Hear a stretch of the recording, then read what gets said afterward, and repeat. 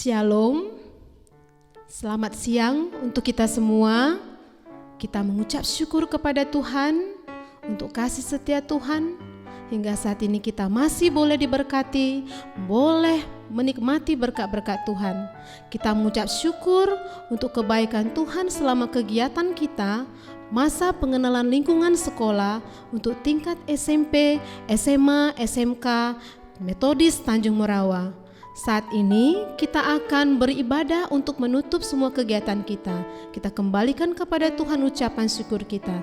Mari kita bernyanyi, Tuhanlah kekuatanku.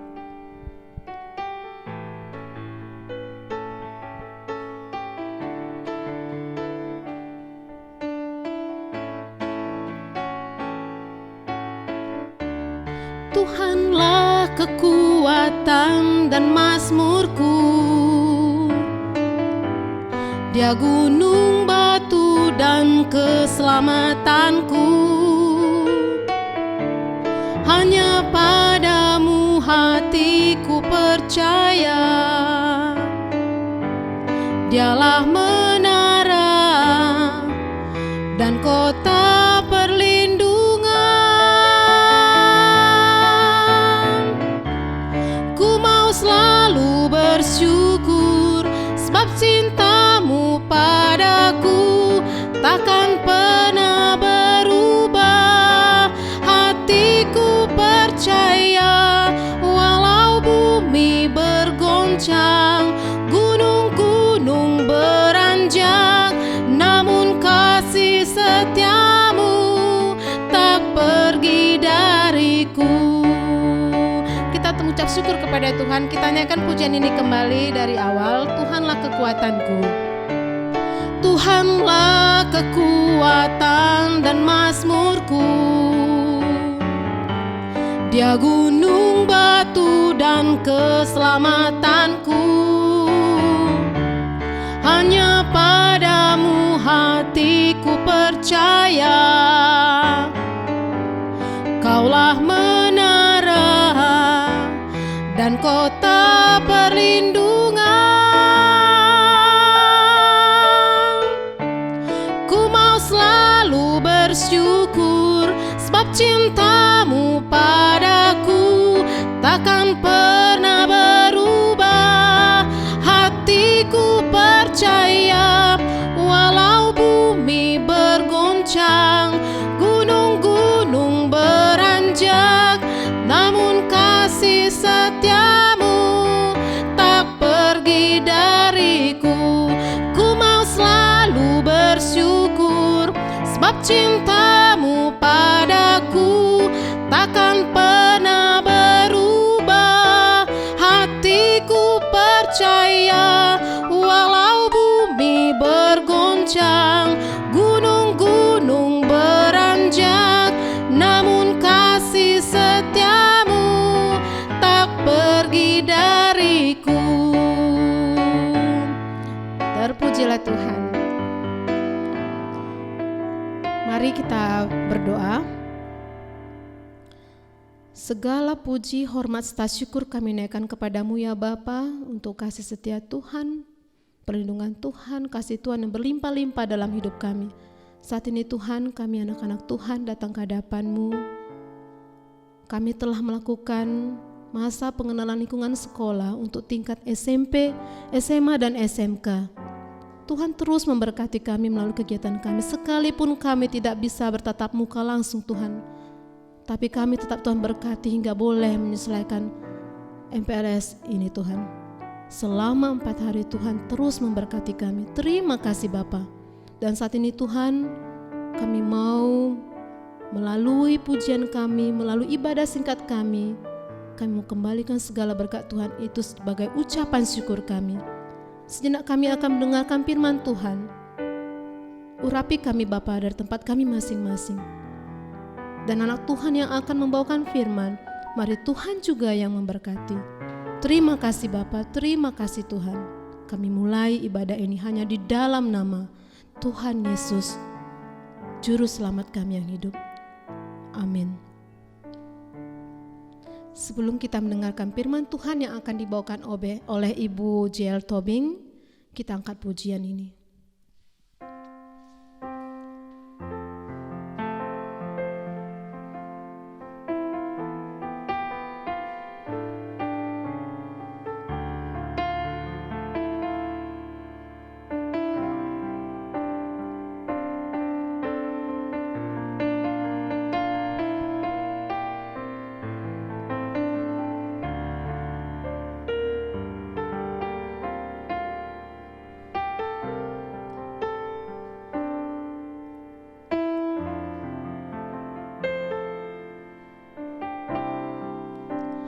Kiranya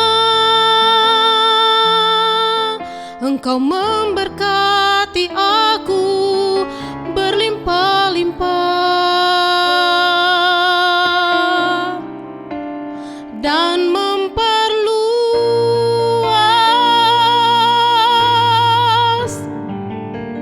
daerahku.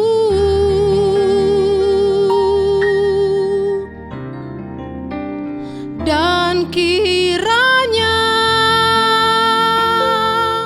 tangan-Mu menyertai aku dan melindungi aku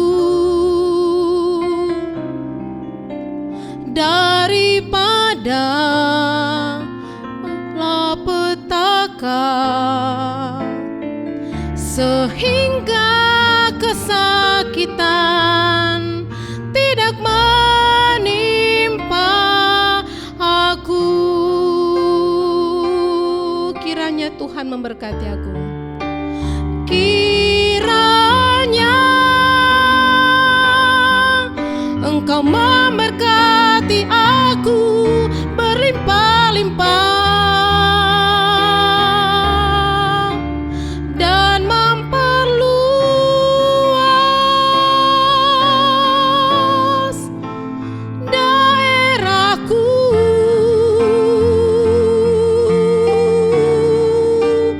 Dan kiranya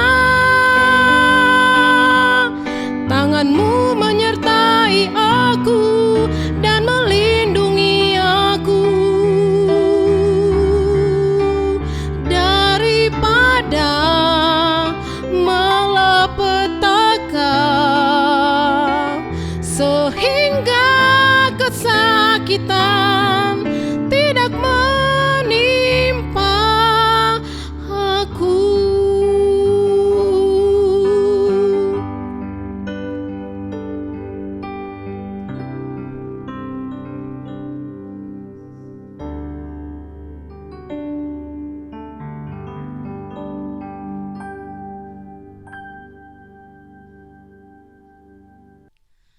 Shalom anak-anakku yang kekasih dalam nama Tuhan kita Yesus Kristus.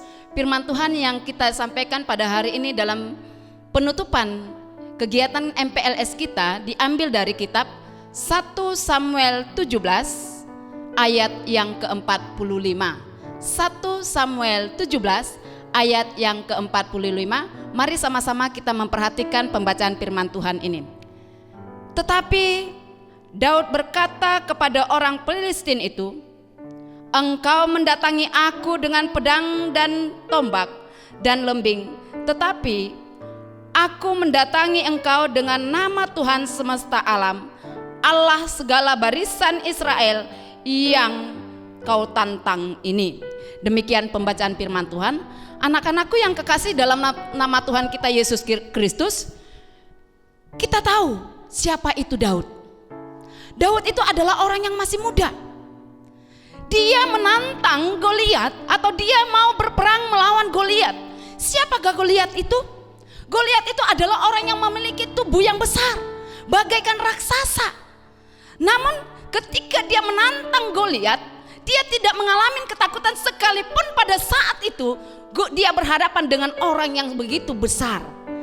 Apa yang menyebabkan dia begitu tidak takut, anak-anakku? Ada beberapa hal yang kita mau pelajari dari peperangan antara Daud dan Goliat ini. Yang pertama, kita mau perhatikan apa yang menyebabkan Daud itu tidak surut atau tidak menyerah begitu dia berhadapan dengan Goliat. Yang pertama, ternyata Daud itu memiliki keberanian. Kenapa saya katakan anak-anakku dia itu memiliki keberanian? Ternyata ternyata ketika dia berhadapan dengan Goliat yang begitu besar, peperangan ini adalah peperangan yang tidak seimbang. Kenapa saya katakan tidak seimbang?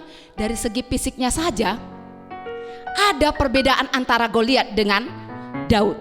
Daud itu memiliki tubuh yang biasa-biasa seperti kebanyakan orang. Tetapi kalau Goliat itu memiliki tubuh yang besar bagaikan raksasa. Dari segi profesi juga Goliat dan Daud itu memiliki perbedaan. Kalau Daud itu profesinya hanya sebagai penggembala kambing. Tapi kalau si Goliat itu adalah seorang prajurit yang cukup tangguh, yang sudah terbiasa itu berperang. Yang ketiga, apalagi perbedaannya? Kalau Daud itu senjatanya hanya sekedar umban dan batu. Tapi kalau Goliat itu memiliki perlengkapan senjata yang begitu besar, yang hebat, yang begitu lengkap. Bahkan dia memiliki baju jirah untuk menghadapi musuh-musuhnya. Anak-anakku, kalaupun Daud pada saat itu ketika dia berhadapan dengan musuhnya, dia begitu berani. Dia tidak menyerah sekalipun Goliat itu memiliki persiapan yang matang atau memiliki baju jirah, senjata yang lengkap, tapi dia tidak takut. Anak-anakku, sebagai manusia kita juga memiliki musuh. Siapakah musuh kita? Musuh kita bukanlah teman kita, bukan tetangga kita, bukan orang tua kita, bukan guru kita, tetapi musuh yang utama yang ada dalam diri kita sebagai pelajar kita. Musuh kita itu adalah satu, kemalasan. Musuh kita yang kedua itu apa? Musuh yang kedua kita itu adalah kebodohan. Musuh yang ketiga itu apa lagi? Musuh yang ketiga kita sebagai pelajar, kita rasa cuek dan tidak peduli kita kepada setiap materi-materi yang diajarkan oleh guru kepada kita. Itu adalah musuh kita sebagai pelajar, anak-anakku. Oleh karena itu, bagaimana kita menyikapi musuh-musuh yang ada dalam diri kita? Apakah kita menyerah? Apakah kita mundur? Apakah kita harus berpangku tangan? Apakah ketika kita disampaikan materi oleh guru-guru kita hanya tidur-tiduran? Apalagi saat ini, anak-anakku, kita dalam proses pembelajaran tidak bisa secara bertatap muka. Tidak bisa ada guru yang menegur kamu secara tatap muka. Apakah kita terus bermalas-malasan? Mari anak-anakku, kalahkan musuhmu, kalahkan keegoanmu itu, supaya kita menjadi orang yang menang bagaikan Daud yang menang menghadapi musuhnya Goliat. Yang kedua, Daud memiliki keyakinan. Anak-anakku, ketika Daud menyampaikan isi hatinya untuk melawan si Goliat itu, saudaranya meremehkan dia. Rajanya Saul juga meremehkan dia. Musuhnya juga meremehkan dia. Bagaimana dengan kita, anakku? Ketika Daud itu diremehkan, dia enggak ciut, dia enggak mundur, bahkan dia terus maju berhadapan dengan Goliat. Ketika kita juga diperhadapkan dengan situasi yang demikian, kadangkala, anakku, kita pun diremehkan oleh orang. Orang-orang yang ada di sekitar kita sering juga meremehkan kita. Kadangkala kita dikatakan, untuk apa kamu menjadi ini? Kadangkala orang lain berkata kepada kita, ketika kita menyampaikan isi hati kita, aku ingin menjadi dokter, aku ingin menjadi katakanlah masuk Akpol, aku ingin menjadi ini, aku ingin menjadi itu. Kadang-kadang orang anggap remeh. Bahkan orang-orang yang paling kita kasih kadang-kadang anggap remeh kepada kita. Mereka mengatakan, mana bisa kamu jadi dokter? Mana bisa kamu jadi masuk Akpol? Mana bisa kamu menjadi ini, menjadi itu? Tunjukkan, anakku, ketika orang tidak memandang kamu sebelah mata, bangkit tunjukkan bahwa kamu mampu mencapai apa yang kamu idam-idamkan, apa yang menjadi cita-citamu. Tentunya supaya itu tercapai, kamu gak bisa berpangku tangan. Harus ada sikap, harus ada komitmen, harus ada disiplin, harus rajin, supaya kamu tidak seperti yang dikatakan orang itu tidak bisa, tetapi kamu menjadi pemenangnya. Jadilah pemenang dalam kehidupanmu. Yang ketiga, apa yang menyebabkan Daud itu bisa menjadi pemenang? Ternyata Daud itu selalu berlatih, mempersiapkan diri. Anak-anakku, ketika Daud mau menghadapi Goliat, itu bukan karena dia tidak bisa apa-apa. Dia bisa, dia sudah terlatih ketika dia menjadi sebagai penggembala. Menggembalakan kambing-kambingnya sudah terbiasa dia berhadapan dengan binatang buas. Dan binatang-binatang buas yang mau menerkamnya itu biasa dia mengalahkannya. Terlatih dia. Dari hal-hal yang kecil, Daud sudah biasa melatih dirinya. Anak-anakku, ini juga yang mau dicontoh dari kehidupan Daud, yang mau kita terapkan dalam kehidupan kita. Kita mau melatih diri kita dari hal-hal yang terkecil. Misalnya, mari latih diri kita untuk menjadi orang yang taat terhadap peraturan sekolah kita. Latih diri kita untuk mau mendengarkan nasihat guru. Latih dirimu untuk mau mendengarkan nasihat orang tua. Latih dirimu untuk melakukan hal-hal yang positif dalam kehidupanmu. Maka kalau ini kamu lakukan dalam kehidupanmu, saya yakin kalau ini terus menerus kamu lakukan, kamu menjadi orang yang terampil dalam kehidupanmu. Latihlah hidupmu dari hal-hal yang terkecil untuk menjadi yang lebih positif. Yang ketiga, kunci keberhasilan yang keempat, kunci keberhasilan daripada Daud itu adalah dia mengandalkan Tuhan. Dalam pembacaan firman Tuhan kita tadi dikatakan, saya akan bacakan. Tetapi Daud berkata kepada orang Filistin itu, engkau mendatangi aku dengan pedang dan tombak dan lembing, tetapi aku mendatangi engkau dengan nama Tuhan. Daud menyadari bahwa dia kalau dibandingkan dengan Goliat itu tidak siapa-siapa. Maka dia katakan, aku mendatangi engkau itu dengan nama Tuhan. Artinya apa, anak-anakku? Ketika dia berperang melawan Daud, dia mau mengandalkan Tuhan dalam segenap kehidupannya. Dia mengandalkan Tuhan ketika ia berperang melawan Daud. Dia tidak mengandalkan pikirannya, dia tidak mengandalkan pengalamannya, dia tidak mengandalkan kekuatannya. Dia andalkan iman. Dia andalkan Tuhan. Ini juga yang mau kita contoh dari kehidupan Daud ini. Kita mau mencontoh Daud. Dalam setiap apapun yang kita kerjakan, setiap apapun yang kita pikirkan dalam kehidupan ini, andalkan Tuhan. Ketika kamu mau mencapai cita-citamu, andalkan Tuhan. Senjata kita berperang dalam kehidupan ini adalah iman. Bagaimana imanmu? Bagaimana hubungan kita dengan Tuhan? Maukah kita berlutut dan berdoa kepada Tuhan ketika kita memulai setiap kegiatan kita? Kalau selama ini itu belum kita lakukan, tapi ketika kita sudah memasuki perguruan metodis ini, kita mau apapun yang kita lakukan, apapun yang kita akan kerjakan, kita terlebih dahulu menyerahkannya kepada Tuhan. Karena Tuhanlah kekuatanku. Firman Tuhan katakan kepada kita, terkutuklah orang yang mengandalkan dirinya atau mengandalkan manusia. Jadi kita nggak mau menjadi orang yang terkutuk, tapi kita mau menjadi orang yang pemenang. Jangan andalkan pikiranmu saja, jangan andalkan kekuatanmu saja, jangan andalkan pengalaman dan kemampuanmu saja. Andalkan Tuhan, karena dialah pemilik kehidupan kita. Shalom, Tuhan Yesus memberkati. Kita berdoa. Bapa Surgawi, Allah yang hidup, yang kami sembah di dalam nama Tuhan kami Yesus Kristus, pemilik kehidupan kami. Kami bersyukur ya Tuhan untuk pelaksanaan PLS kami yang sudah kami lakukan. Dan hari ini merupakan hari terakhir bagi kami, dan kami akan menutup kegiatan MPLS kami. Mari Tuhan, apa yang sudah kami terima pada masa MPLS ini, itu boleh membangun kami untuk menjadi siswa-siswi yang memiliki karakter yang benar, karakter yang takut akan Tuhan, karakter yang mengandalkan Tuhan dalam segenap kehidupannya. Dan kami mau mencontoh sikap Daud di dalam kehidupan ini. Tuhan Yesus, berkatilah semua anak-anak kami ini, dimanapun saat ini mereka berada. Sekalipun kami tidak bisa melakukan pembelajaran tatap muka ya Allah, biarlah Tuhan yang menjangkau dan menjamah hati mereka, sehingga setiap proses pembelajaran yang dilakukan melalui daring, mereka boleh mengikutinya dengan sungguh-sungguh. Terima kasih Tuhan Yesus.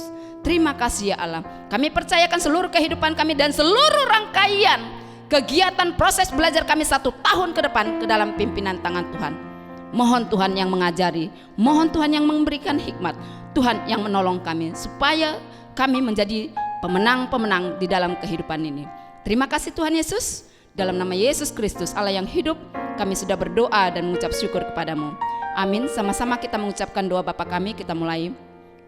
Bapa kami yang di surga, dikuduskanlah namamu, datanglah kerajaanmu, jadilah kehendakmu di bumi seperti di surga.